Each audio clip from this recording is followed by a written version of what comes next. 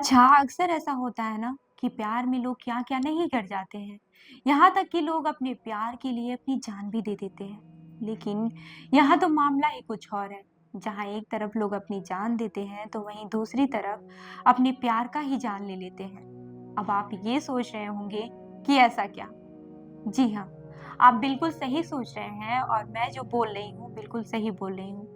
दरअसल ये कहानी केरल के एक दिल दहला देने वाले मामले की है, जिसमें एक लड़की ने अपने ही प्रेमी को जहर देकर मार डाला। सुनने में ये मामला इतना दर्दनाक है कि रोंगटे खड़े हो जाएं।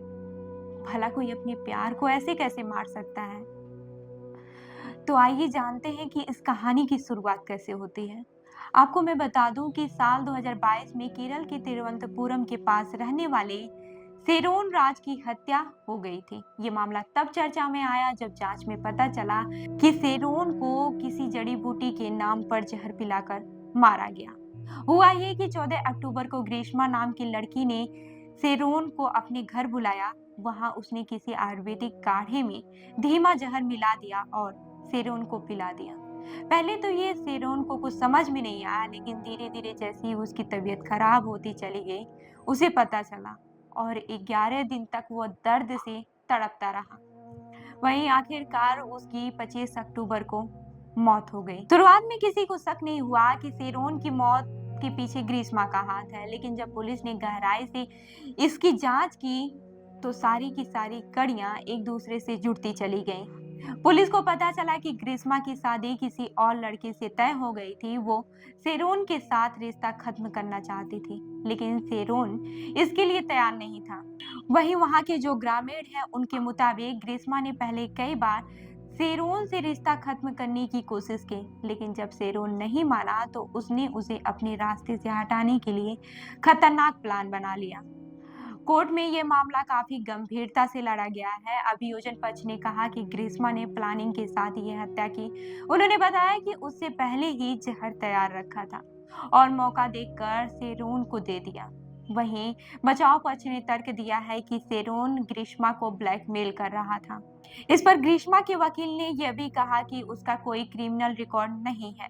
वो अपने माता पिता की इकलौती संतान है और उसका कैरियर बहुत अच्छा है।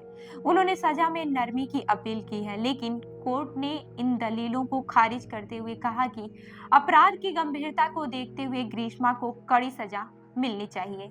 नया टिंकारा की अतिरिक्त जिला सत्र अदालत ने ग्रीष्मा को फांसी की सजा सुनाई। कोर्ट ने अपने 586 पन्नों के फैसले में कहा कि ये मामला रेयरेस्ट ऑफ रेयर है, इसलिए ग्रीष्मा को मौत की सजा दी जा रही है। मैं आपको बता दूं कि ग्रीष्मा के चाचा को भी, निर्मल कुमारन नायर को भी इस केस में 3 साल के लिए सजा हुई है, लेकिन ग्रीष्मा की मां को सबूतों के अभाव में बरी कर दिया गया।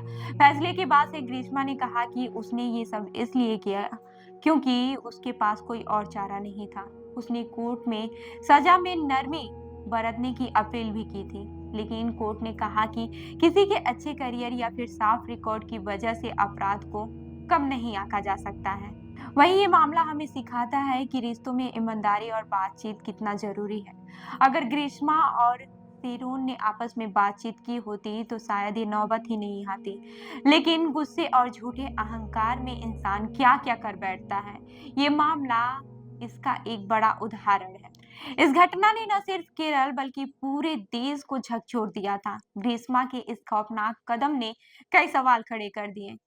आप क्या सोचते हैं इस केस के बारे में? क्या ग्रीष्मा को माफ किया जाना चाहिए था? क्या ये सजा सही है? अपनी राय हमें जरूर बताएं और इस वीडियो को ज्यादा से ज्यादा शेयर करें, ताकि और भी लोग इस घटना से सबक ले सकें। तो ऐसी ही अन्य खबरों के लिए जुड़ी रहिए हमारे साथ, देखते रहिए जन दर्पण न्यूज। धन्यवाद।